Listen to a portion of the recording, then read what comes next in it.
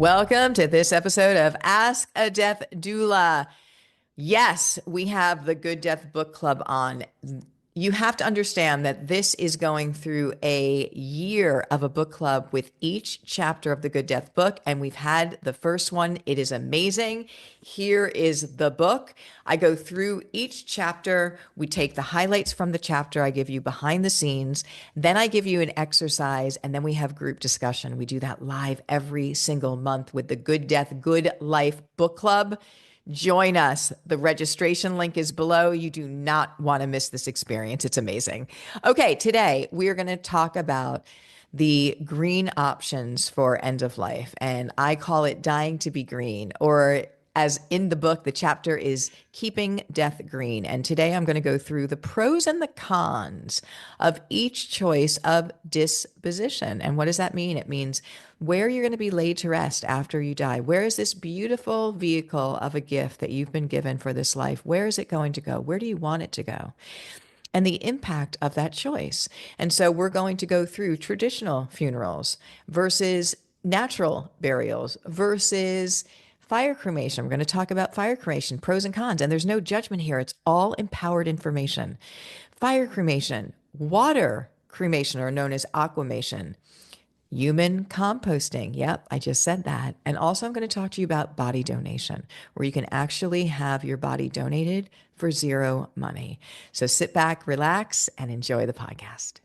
Good evening, everyone. Welcome. Let's jump in the chat. Let's say hello. Let's do a check-in. You guys have already been doing that. Hi, everyone.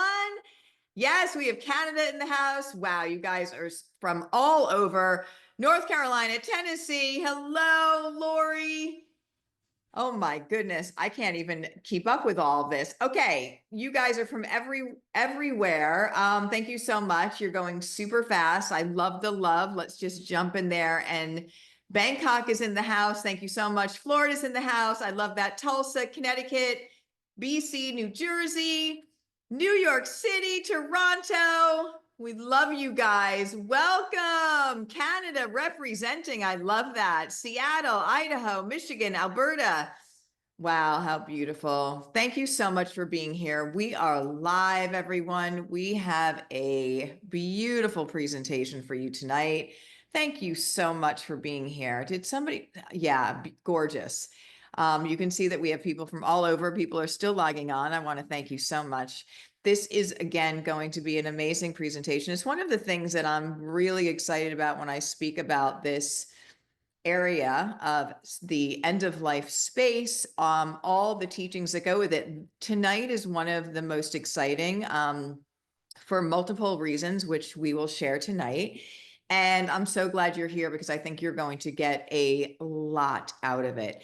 So I just love all the love that's in there. Thank you all for being here. Without further ado, let's get started. We are going to do questions at the end. And if you have questions, you can put #question. I'm going to quiet my chat so that I can concentrate on the presentation, but all the beautiful faces. And thank you so much. So many of you are on camera, which is a really beautiful thing as well. Getting to see you is amazing. So just give me a minute. I'm going to share my screen, and we still have a lot of people that are being admitted. So you'll see people come in as well. So let's go ahead. I'm going to move my microphone a bit closer to make sure that we are good. And we will get started. So I'm going to quiet this. You guys look amazing. Thank you so much for being here. It is such a beautiful thing to see your faces. All right, let's go ahead. And I am going to make my screen big. You can see the Good Death Seminar Series. Give me a thumbs up. Give me a wave that you can see that screen. Thank you so much. I appreciate that. When you're live, you just have to make sure that everything is going planned as accordingly. Sometimes my dog will chime in, but she's laying right here, and I think she'll be just fine for the presentation. This is the Good Death Seminar Series. I cannot believe that we are at seminar number 11. We have 12 of these that we did live. I cannot believe it's number 11. I'm sure those of you who've been with us for the journey, I bet that you feel the same way. That went super fast. So this is the Good Death Seminar Series.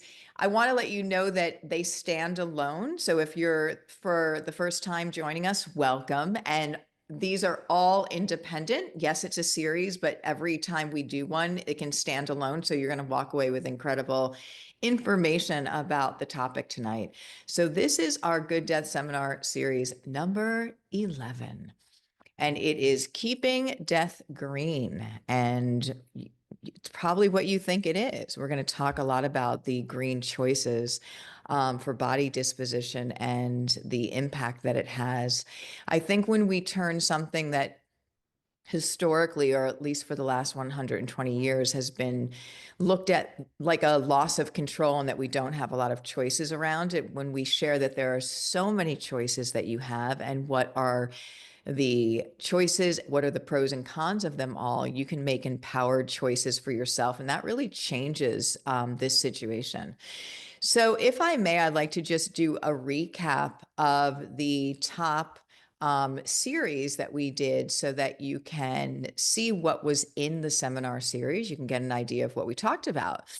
And it was starting off with seminar number 1 that we just forgot. And that was the title of it. And it really went into the history of end of life and how we've been dying for thousands of years as a human race. We know how to do this. The beautiful thing about today, in today's world, we have modern technology, we have medicines that can really support the comfort at the end of life. But we've been dying for thousands of years. We know how to do this, and we've really lost our way with that awareness. Thousands of years ago, death used to be revered as a sacred rite of passage in just about every religion and every culture. And we've lost that sacredness. Seminar number 2 was the hospice gap. And there's no finger pointing, there's none of that, but we have to be very clear about the gaps in healthcare in general, and then in end of life care with the end of life provider that is hospice. What are the gaps there? And it's a multiple way that we have to fix this to have it go well. It's not just one dimension. It's us individually talking about quality of life and what we would want or not want when we get there, and having that be the benchmark. Because now when we pretend it's optional and it shows up, it's a very quick, rather frenetic crisis a lot of the times with end of life.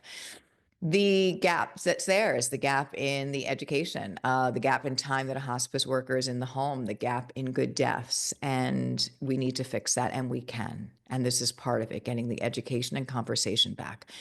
The seminar series number 3 was about advanced directives. Your advanced directive. What would you want or not want for end of life care, directing your healthcare providers and your family?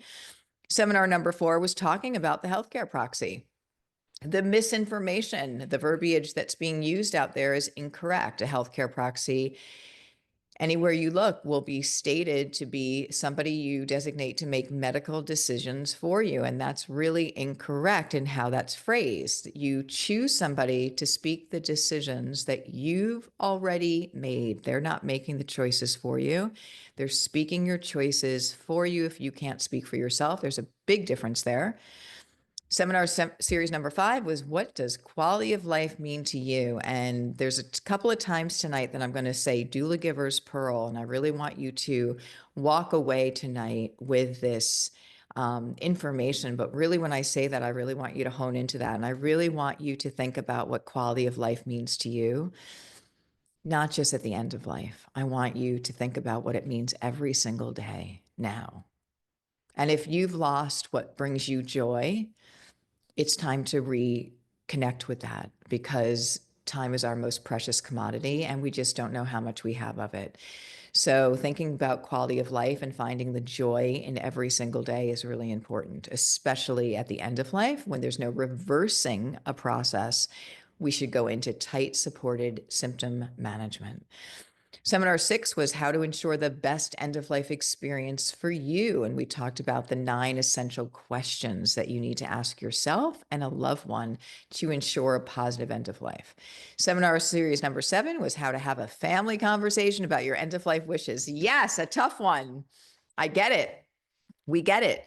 Many of us here are very comfortable and progressive with the topic, but then how do we talk with our loved ones about it? Seminar number 8 was dementia, how to avoid caregiver burnout, what to do when families don't agree on end of life care for a loved one.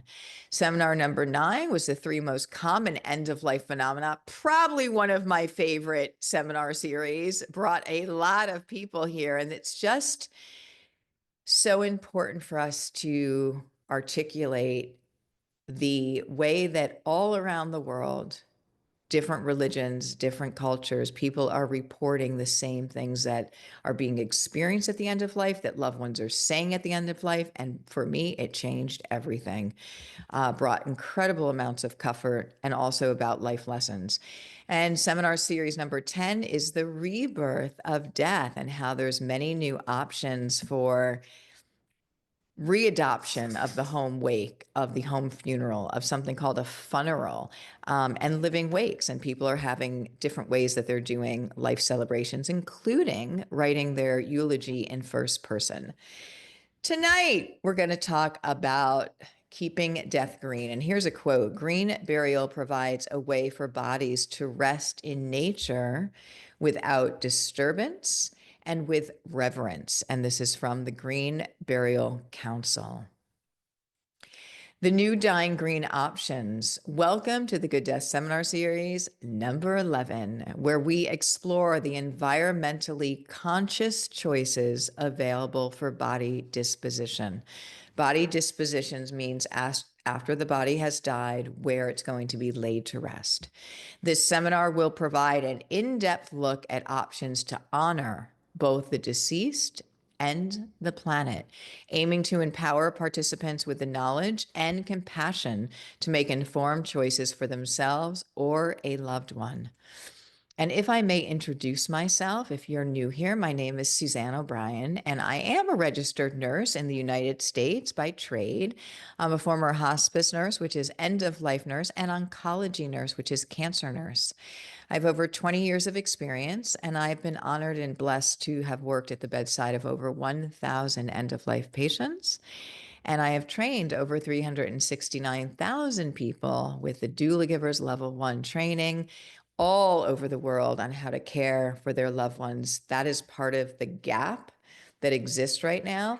You know, in end of life, we're all going to be called to support and show up for someone at the end of life. And knowing how to do that changes everything. 100 years ago, this was a skill that was handed down from grandmother to grandchild. Generationally, we've lost it.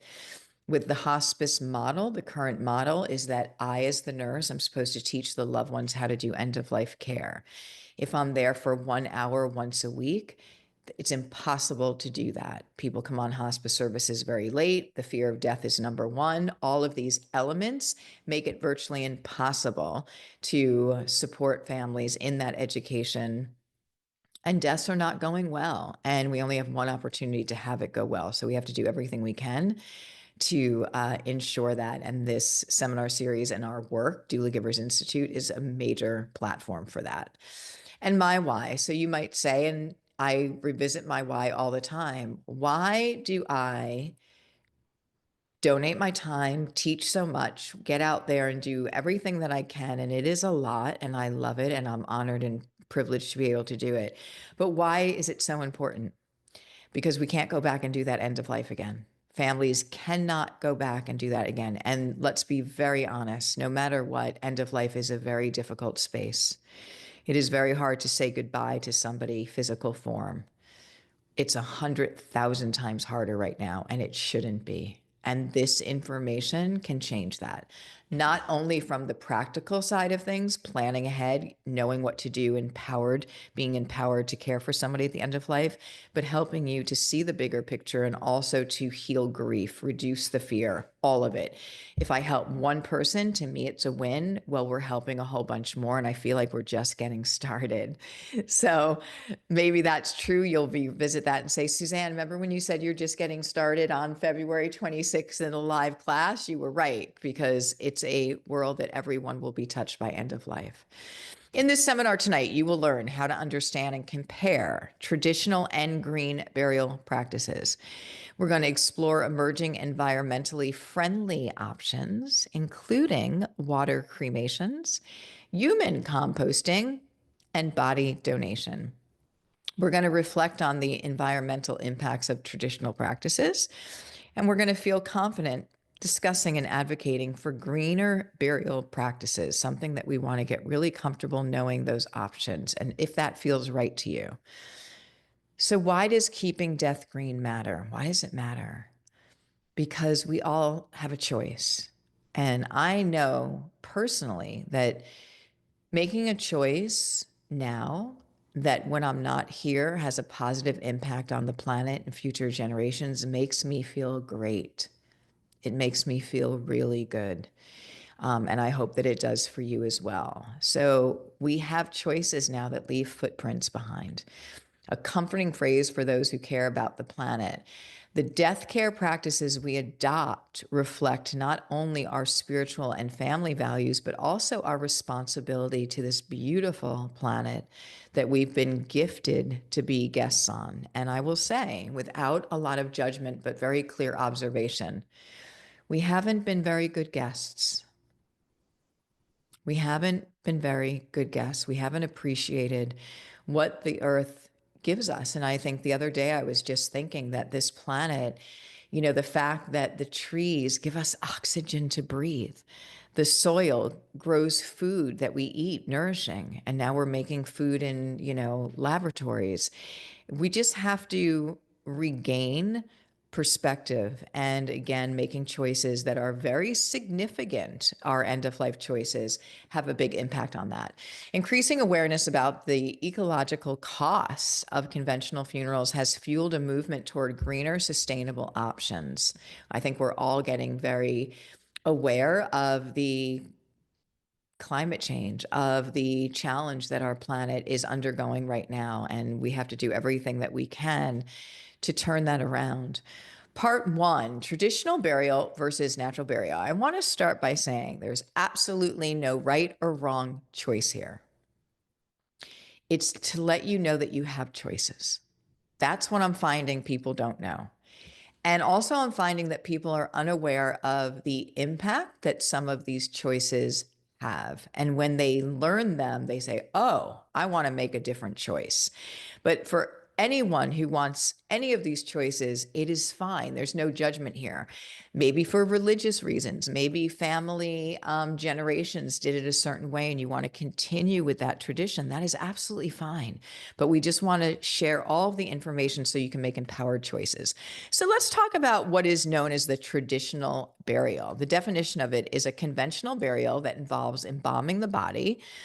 Embalming means that you drain the blood out of the body and fill the veins with an embalming fluid, placing it in a non-biodegradable casket, so something that does not break down. In fact, I haven't experienced this myself, but I've heard that there are insurance policies that are sold with caskets that will ensure that they guarantee that they don't break down after 30, 40 years. And my question to that was, who's checking that? Who's verifying that? And using a concrete vault in cemetery plots. So again, this is conventional, and all of the things just stated are not friendly to the environment. So what is the pro to it? So what are the positives? The pro is that it's widely available and familiar to many cultures and communities. So it's available probably in your own town.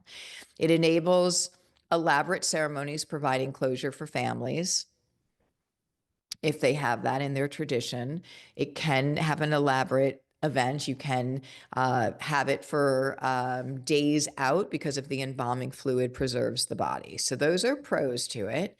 What are the cons to it? The cons to it are embalming fluids and non-biodegradable caskets pollute the soil. Chemicals such as formaldehyde have long-lasting environmental effects. Let's just stop for 1 minute and think about what I had said a minute ago about the trees and nature that give you oxygen, allow you to breathe. And the more fresh that air is, that oxygen is, the healthier you are. The food source that is supposed to come from the ground is compromised now from lack of minerals and lack of healthy soil. So when we think about the chemicals that go into the environment, it affects it in multitudes of ways.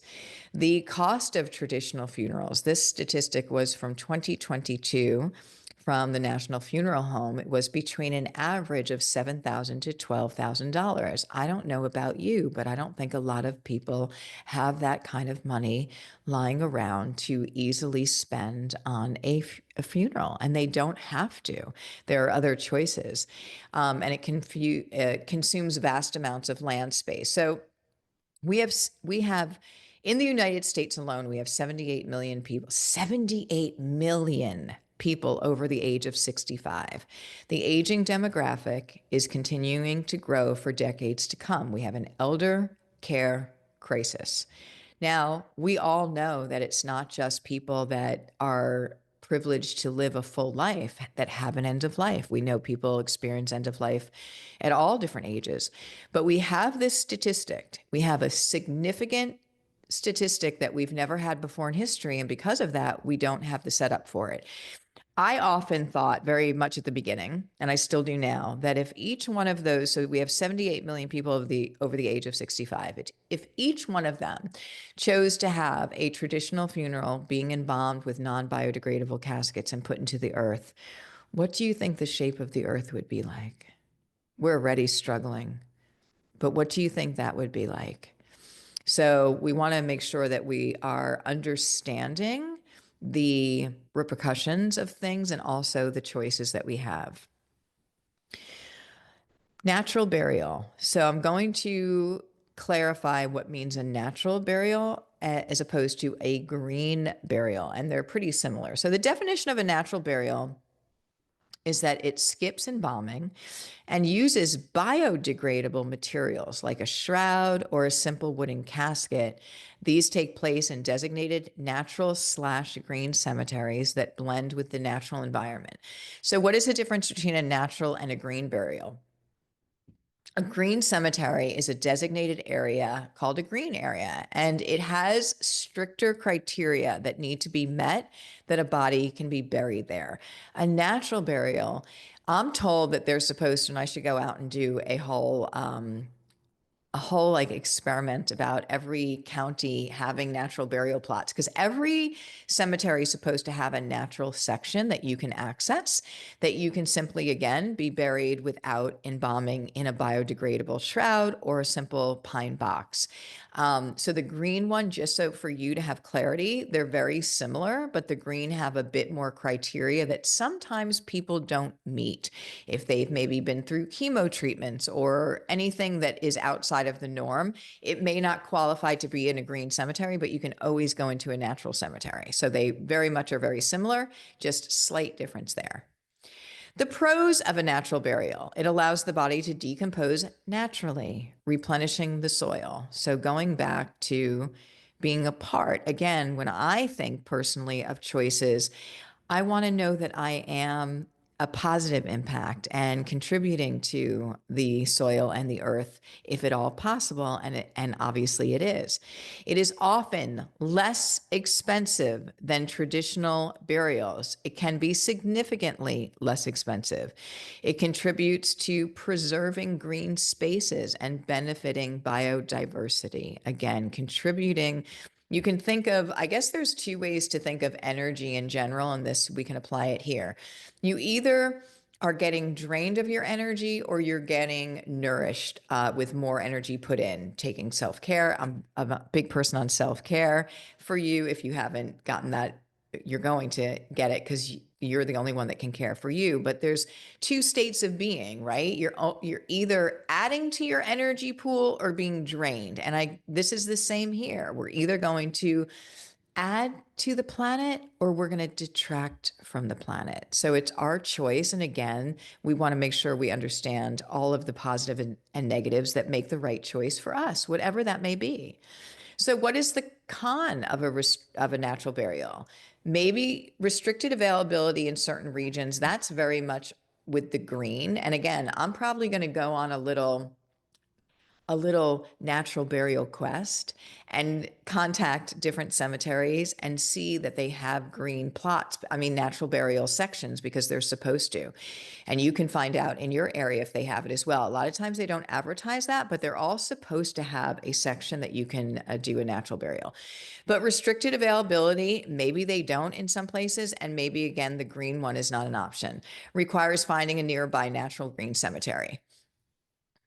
It must be somewhat significant because I know that people in New York City are going up to, I believe there's a place in Brooklyn, but I also know a lot of them are going up to the Rhinebeck area, which is about almost an hour and 45 minutes from New York to go into the natural burial plot. So I'm sure they're not as available, but I think we're turning into that. We're turning into choices. And so we want to make sure that cemeteries always have an option for us. So let's do a group discussion.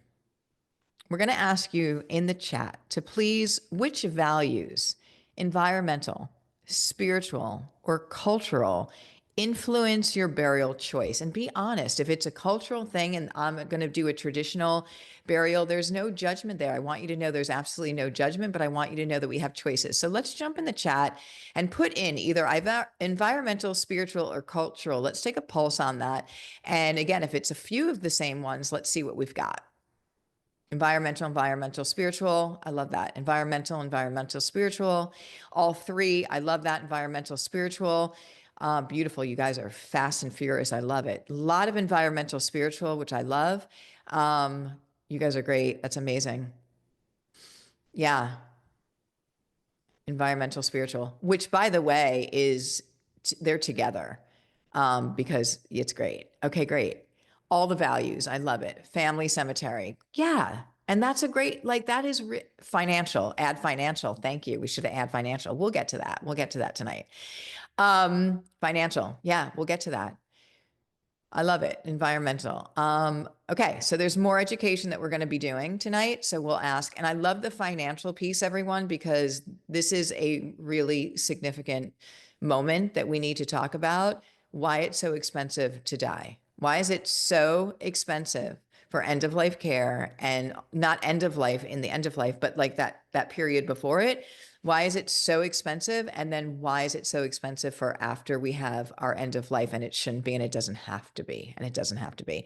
Hey, thank you guys for all of that. That was really good. Very inspiring.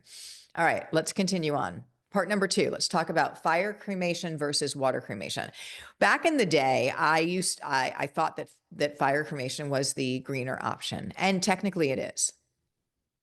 But I didn't realize how much it has an impact in a negative way on the environment.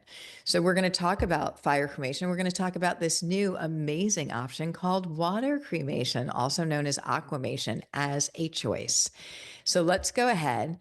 The definition of a fire cremation is probably just like you would think, a process that uses high heat to reduce the body to ash.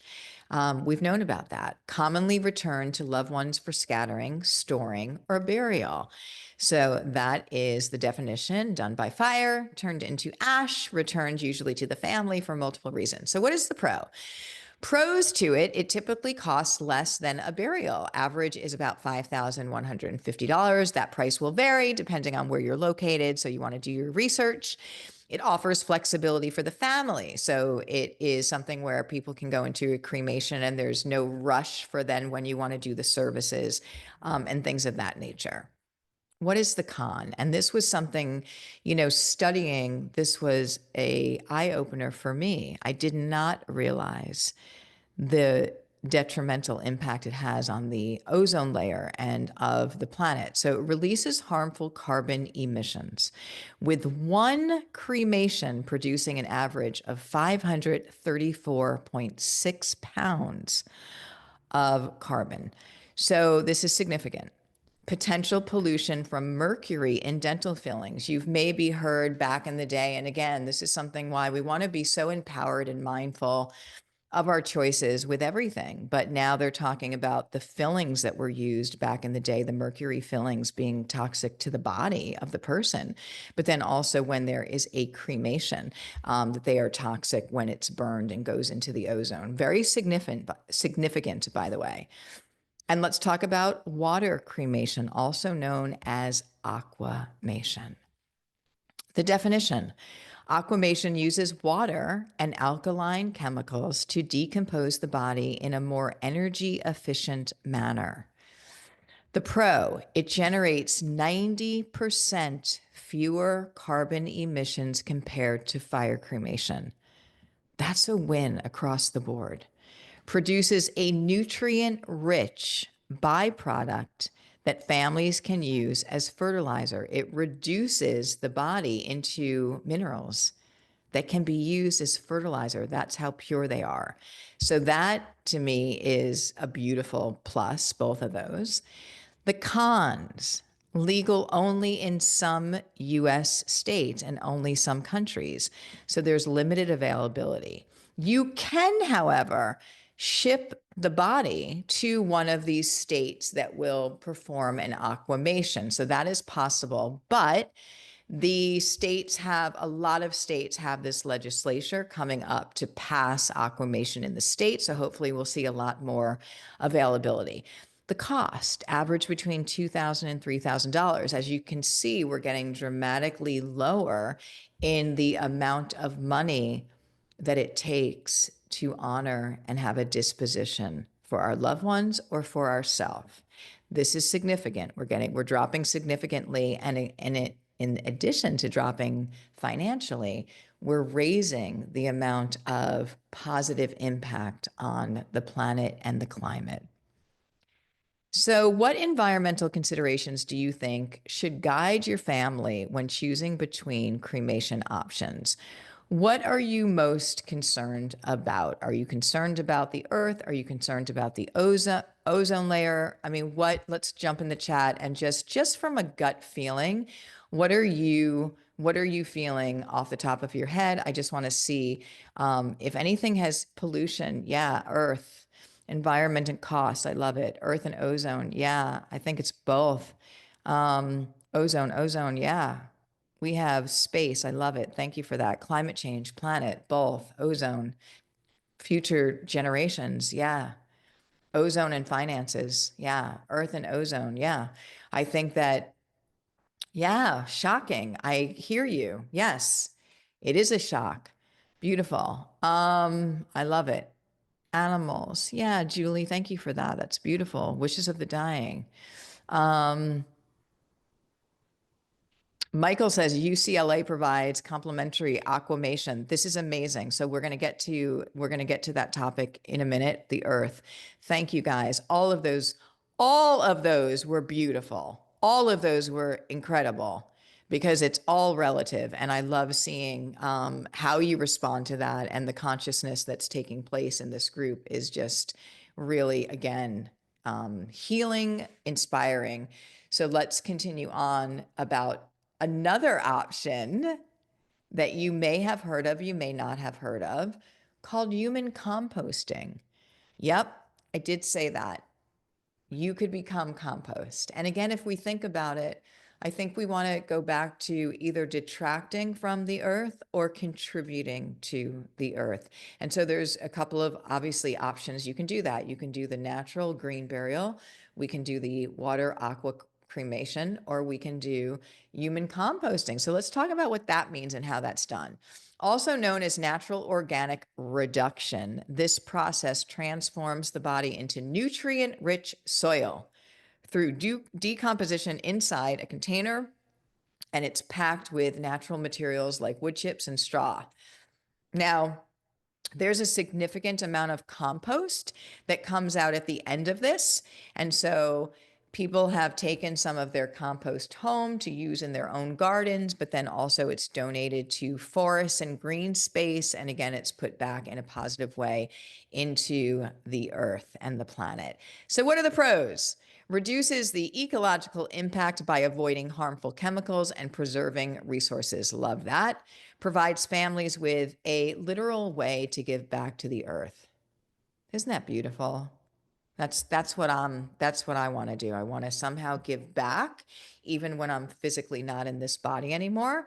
Soil can be used to help grow plants or improve ecosystems. So there's a lot of beautiful compost that is made from that. What are the cons? It is only legal in a few areas right now, Colorado, Oregon, and Washington, and it costs between $5,000 and $7,000 depending on location.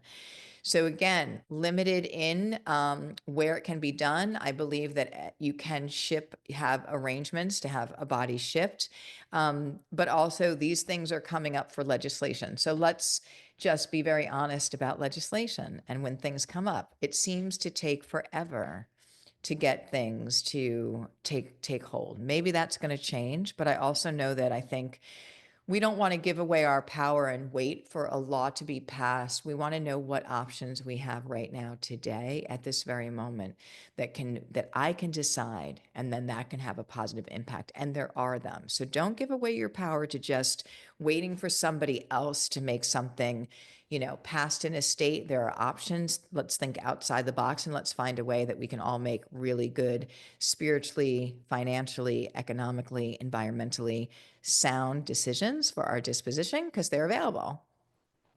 So how does the idea, I just want to hear what you guys think of human composting align with your environmental values. What do you think of it? Does it align with it? How are you feeling about that particular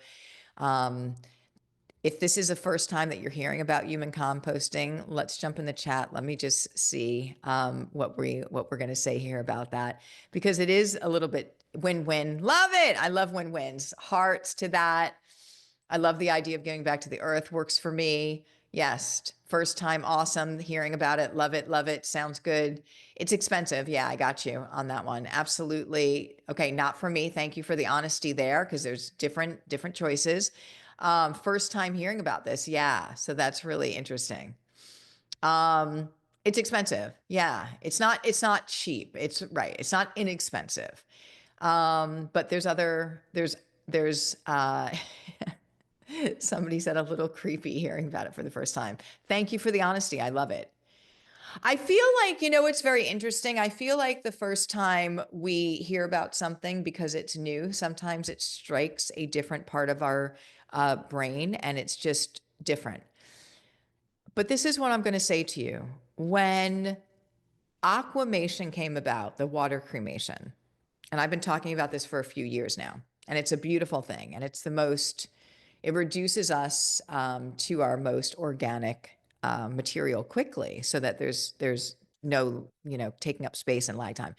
But I want to tell you that when it first came about, some people were saying, well, I can't even think about being put in a steel chamber and with water and alkaline hydrolysis, and that just seems weird to me.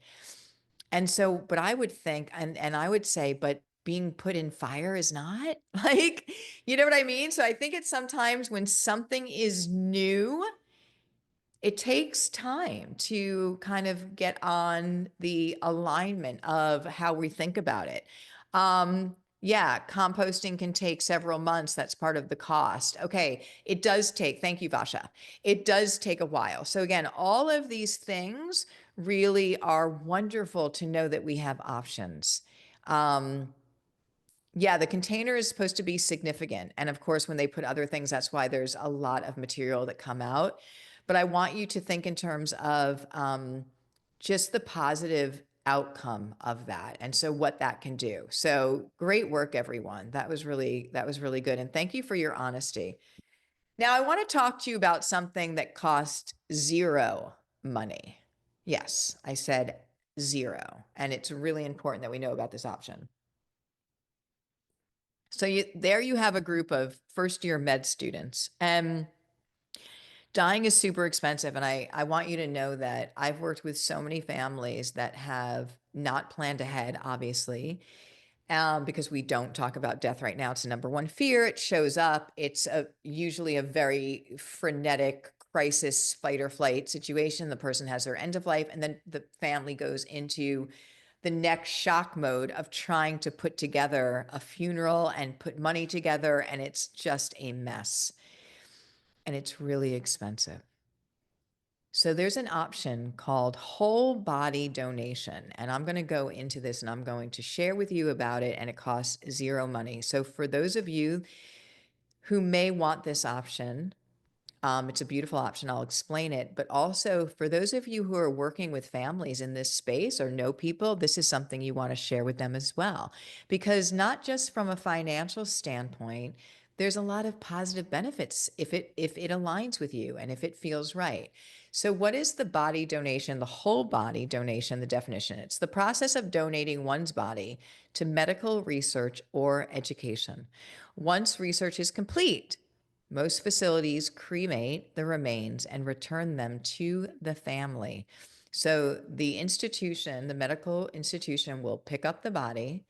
They will then use the body to learn, for doctors to learn on. And I will tell you, from being a medical nurse myself, when you can learn on tactile, real situations, that's one of the best forms of being able to hone your skills.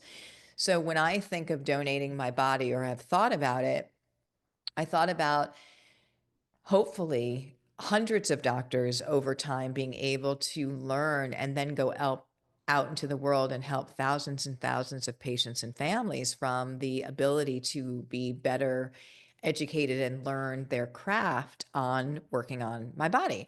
So it really is a very positive thing. And again, they are really grateful. And so they treat everyone really well here. And of course, then return the ashes to the family when they are complete with their studies. So what are the pros? Contributes to medical advancements and education. And again, I'm going to speak from being a former nurse, that when you can learn on something real, it hones your skills in a way that you can't just in theory or other ways. Free for family. Pros: free for families, as all costs, transportation, cremation, are covered by the organization. What are the cons? Not all bodies are accepted due to medical conditions, but most whole bodies will be accepted, but there could be that acceptance. Now, I want to for a minute talk about the difference between a body donation and organ donation. Those are two very separate things. I want to be clear about that. Organ donation is usually when there is an unfortunate sudden end of life, and it's with a healthy, viable body that these organs are viable and can be transplanted to other people. Usually people who have been with a full life or had some aging disease processes will not qualify for organ donation. Maybe they're cornea, but it very limited to when that happens. So organ donation is something, God forbid, there is a sudden end of life. That is usually what those are about, where the family would want to donate the organs. This is full body donation. The con is that, again, not all bodies are accepted due to medical conditions. Most are, though. And it may require extensive pre-planning and communication with loved ones. So you really want to, and I'm going to tell you how to find the reputable places in a minute. You want to talk to your family about your choices. Talk to your family about your choices. When you are not in this body anymore and this is what your wish, you want to make sure that they know that you have a plan. So you want to plan that out ahead of time. So what do you think here? How do you think body donation reflects generosity and societal responsibility, if you do? And would you consider it for yourself or suggest it to others? I want to hear why you think that you maybe would be interested in this, and would you suggest this or talk about it with some other people? So just pop in the chat, tell me your gut feelings on this.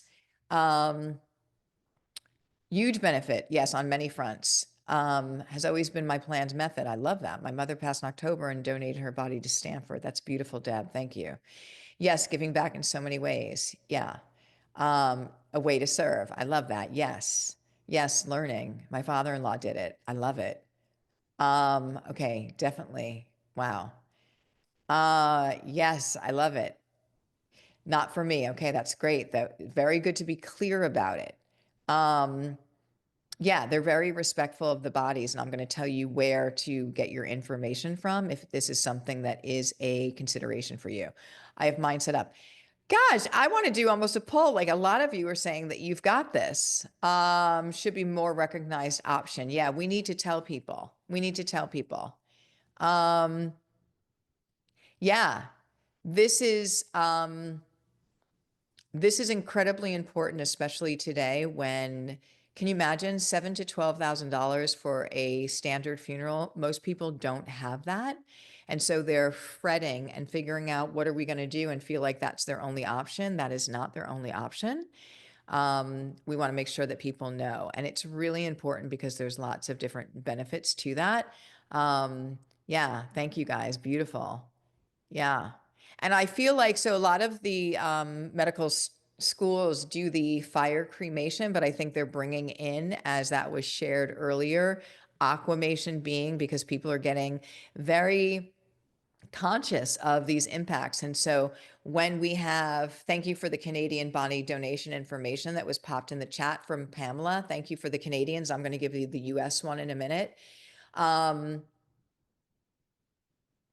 Interesting. Yes, but if you're going to, okay, so Vasha says that they do go through an embalming process because they have to preserve that body though, if they're going to work on it for months and months. So I do understand that. Yeah, but it is a really important option for people for sure. That again is zero money, and you're allowing doctors to hone their skills so that they can help humanity the best they can in their practice. So here's your US resource. So the Canadian one, thank you, Deb, for putting that in the chat. For those of you interested in finding out more about whole body donation, you want to go to the Anatomical Board of Florida. So this is the actual link. It's ANATBD. It's in your workbook, so you don't have to scramble to try and memorize this or write it down, but it's the Anatomical Board of Florida Education, the US programs. They have been vetted without getting negative because that doesn't really serve things. But I will tell you, you have got to be a savvy consumer. And anyone can make a shiny website and anyone can say anything on a website. And sometimes I have heard that people are using body donation for not the greatest reasons, that not what they are intended. You're wanting to donate your body to a medical school that is going to learn and teach doctors, not to be made into, you know, cosmetics or something else, and again, not trying to get anywhere negative, just saying when you are thinking of options, make sure to do your research to make sure they're reputable. This is the list of all the schools. It goes by state. You can find your state, you can call them, you can ask questions. And it's very empowering and it's really beautiful. So in conclusion, death care choices aren't one size fits all, and there's no right or wrong way to do this. It's the right way is that you do an informed, educated decision on what feels right for you by considering options like natural burial, like aquamation, known as water cremation, like human composting, and again, whole body donation. You can leave a legacy aligned with your personal values while protecting the earth for future generations. Death is not the end, but a profound transition. And I really want to invite you to take that Doula Giver's Pearl with you. When we have talked in this space all about end of life, and when we have had the privilege of hearing from people who are getting ready to leave this world about what they share, and there is wisdom that they will share about. And it struck me right away working in end of life, how people at the end of life were saying the same things, no matter what culture, no matter what religion. They would say that we're all connected. They talk about going home, and they're talking about a spiritual home, an energetic home. They talk about how there is no death. They talk about how everything happened for a reason. Life wasn't happening to them, it was happening for them. Everything that they experienced was giving them an opportunity for growth of their consciousness, for growth of their soul self. And it is so incredible. And the way I explain this is that the end of life, we're four bodies of energy. We're physical, mental, emotional, and spiritual. The end of life, sitting bedside with people, the end of life, as their physical body is diminishing, their spiritual body is growing organically. And there's one point in that journey where they seem to have one foot in this world, one foot in the next. And they get what I call their spiritual eyes or their spiritual wisdom. They will literally, from one day to another, wake up with all this new information and perspective about what life was about, and it is life-changing. It is also incredibly peaceful, and there's a real serenity to them about the clarity. It's like all the pieces of the puzzle fit. And what they say is that death is not the end, but a profound transition. And I think that if we can invite the sacredness of end of life back into this space, we could learn everything we need to, not just about end of life, but the bigger picture about life. And all the teachings, in my opinion, are held in that space. And the fact that we've completely removed it from our awareness globally, death is the number one fear in the world, something we will all go through, is mind-boggling. It can go well with the right education, kindness, and support. And in my opinion, it's the greatest teacher about how to live. My life completely changed working in this space. Bringing back the sacredness of death brings back the sacredness of life. And together, this is how we change the world. And I want to thank you for being here. We are going to do live questions. Do hashtag question, please. We will do as many as we can. You are the change. You are stepping forward to learn in this space. You are the change, saying there has to be a better way. And it's not just about, we're not just talking about end of life. There has to be a better way in navigating this thing called humanity together. And there is, and this is our teaching. All right, everyone, there you have it. The dying to be green options, knowing that our choices today, the choices we make today, have a huge impact on this planet long after we're not here. And the financial benefits, the spiritual benefits, the emotional benefits of our choices. It's empowering. I hope you enjoyed that episode as much as I did.